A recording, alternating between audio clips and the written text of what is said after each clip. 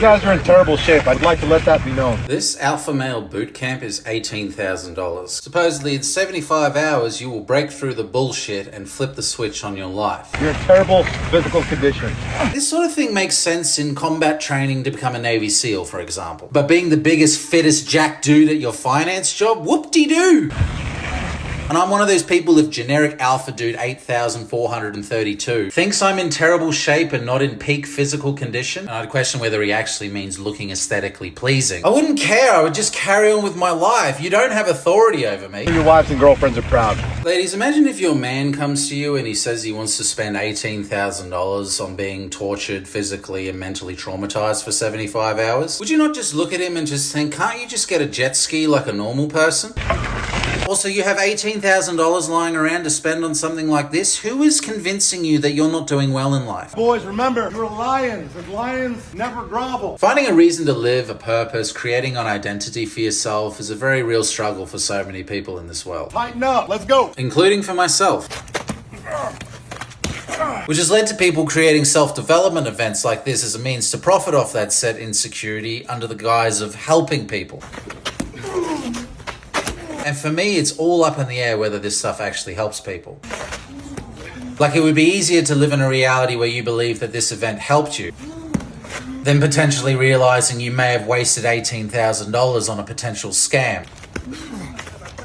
The guy swinging the mace bell looks like he's getting fatigued. You don't look like you're in peak physical condition. Eric, I've been telling you, you gotta get in better shape. And the high ticket price of this event is obviously a sales tactic to lure vulnerable people in. To convince you that the value you're going to get out of this said event way exceeds $18,000. Which again is all up in the air whether that's the case. Awesome, boys, awesome. I did a lot of self-development stuff a couple of years ago. And what I came to realize, I was just participating in self-development masturbation. Freaks.